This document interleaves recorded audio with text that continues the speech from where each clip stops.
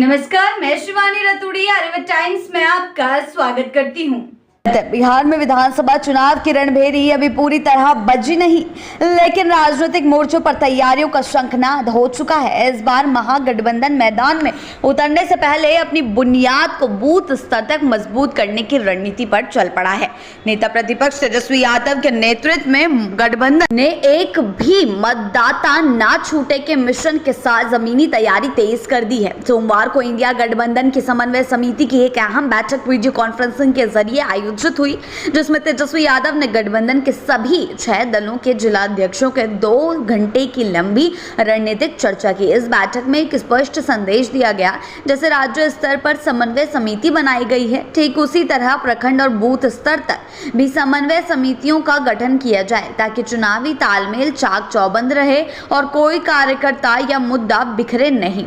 बैठक में विशेष और जोर मतदाता सूची के विशेष गहन पुनरीक्षण अभियान पर रहा। तेजस्वी यादव ने उदाहरण देते हुए कहा कि 2020 में 35 सीटों पर हार जीत का अंतर महज 3000 से कम वोटों का था, इसलिए हर मतदाता की मौजूदगी अहम है। एक भी नाम वोटर लिस्ट से कटे, ये चूक अब नहीं होनी चाहिए। वीआईपी प्रमुख मुकेश सहनी ने बैठक में बड़ा बयान देते हुए आरोप लगाया कि राज्य और केंद्र की सत्ता में बैठे लोग एक साजिश के तहत दलितों, पिछड़ों, अति पिछड़ों और अल्पसंख्यकों के नाम वोटर लिस्ट से हटवाना चाहते हैं।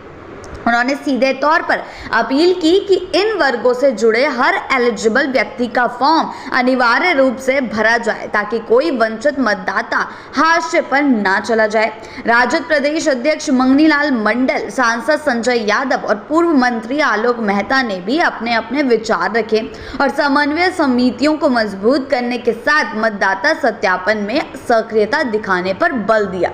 महागठबंधन की ये पहल महज संगठनात्मक कवायद नहीं, बल्कि मतदाता स्तर पर भरोसा और भागीदारी का नया मॉडल भी पेश करने की कोशिश कर रही है।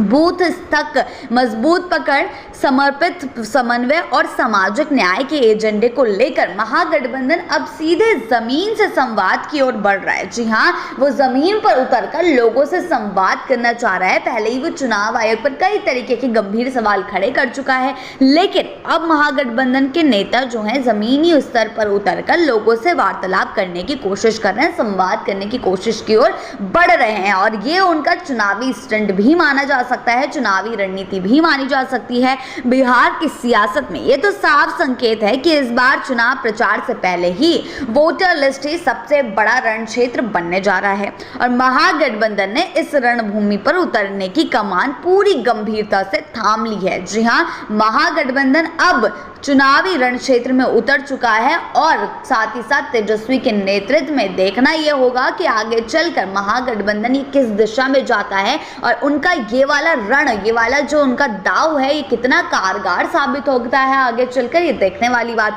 ऐसी ही अपडेट्स के लिए जुड़े रहें आर्यभट्ट टाइम्स के साथ ही चैनल को सब्सक्राइब करना ना भूलें और हमारी फेसबुक और वेबसाइट के साथ भी जरूर जुड़ें।